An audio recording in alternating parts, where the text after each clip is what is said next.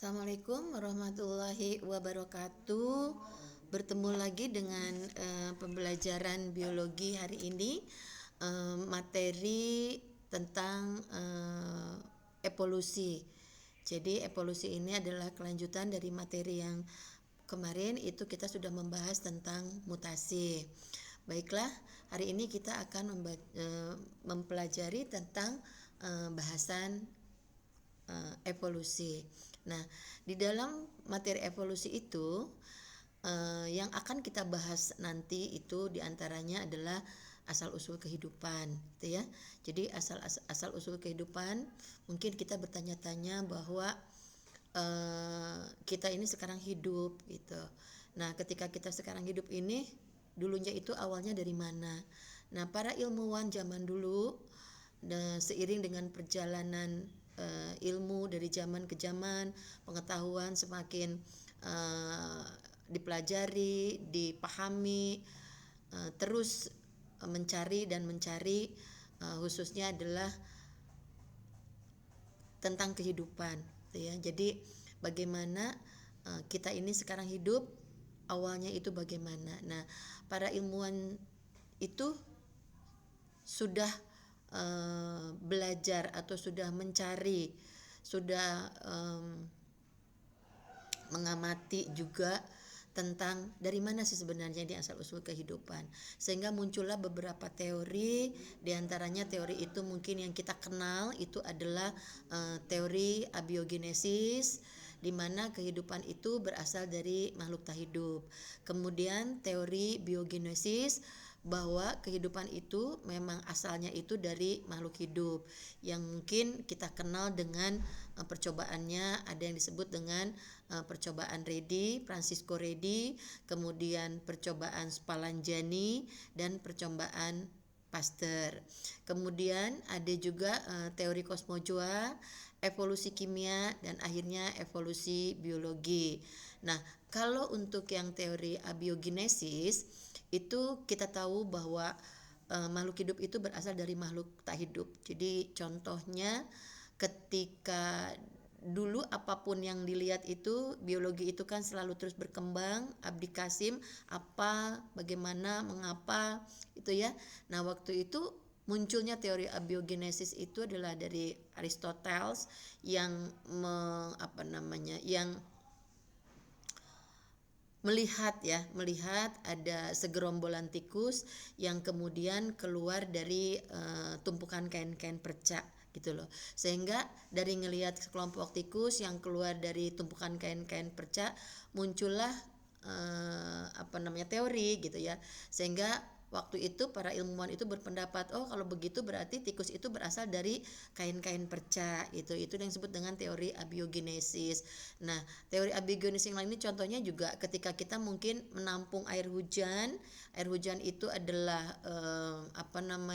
bukan makhluk hidup, tetapi selang beberapa lama kalau didiamkan, air hujan itu akan muncul jentik-jentik, gitu. Itu juga masuk ke dalam contoh dari teori abiogenesis. Nah, teori abiogenesis itu dipatahkan dengan munculnya teori biogenesis, di mana teori biogenesis itu diprakarsai oleh Francisco Redi, gitu ya, kemudian Lazzaro Spallanzani, dan terakhir itu adalah Louis Pasteur dengan kimianya, gitu ya. Ada teori kosmozoa, evolusi kimia, dan evolusi biologi yang nanti mungkin akan kita coba pelajari lebih jauh lagi dengan kita melihat dari bagaimana sih percobaannya. Nah, ini adalah percobaan yang dilakukan oleh Redi. Di antaranya Redi itu mempunyai 6 toples, di mana 6 toples itu diberikan perlakuannya yang berbeda-beda. Jadi satu toples itu dua toples itu diberikan tutup yang memang rapat banget, kemudian 2 toples itu yang dibiarkan terbuka, kemudian 2 toples lagi yang ditutup tetapi hanya menggunakan kain kasa, gitu loh. Dari ketiga perlakuan ini, yang ditutup rapat, yang dibiarkan terbuka, dan yang ditutup kain kasa, ternyata yang banyak ditumbuhi oleh makhluk hidup atau binatang-binatang itu di antaranya adalah yang tidak ditutupi, sehingga diambil kesimpulan bahwa tadinya tidak ada kehidupan. Tadinya tidak ada kehidupan. Yang ditutup ini tidak ada kehidupan di dalamnya. Yang ditutup dengan kain kasa ya ada kehidupan gitu ya, ada kehidupan tetapi tidak begitu banyak. Nah, sementara yang tidak ditutup sama sekali itu kehidupannya cukup lumayan banyak. Sehingga dimunculkanlah bahwa makhluk hidup itu ada karena makhluk hidup sebelumnya. Kemudian ini adalah teori dari percobaan yang dilakukan oleh Lazarus Palanjani ya, dengan menggunakan labu 1 dan labu 2, di mana ada labu yang kemudian didinginkan berisi yang ada mikroorganismenya, air kaldunya dipanaskan gitu ya. Nah, hasilnya itu bagaimana? Ternyata dari air yang kaldu yang dipanaskan itu sehingga memunculkan adanya mikroba ya. Ini yang air kaldu dipanaskan kemudian didinginkan, ada mikroorganismenya gitu. Nah, ini adalah yang Louis Pasteur dengan menggunakan tabung leher angsa, sehingga bisa terlihat banget bahwa air kaldu disterilkan dan ditembus pipa berbentuk leher angsa, yang kemudian air kaldu tetap bebas dari mikroba. Labu dimiringkan sampai air kaldu keluar ke ujung pipa. Karena dimiringkan, air kaldu menjadi keruh dan penuh dengan mikroorganisme.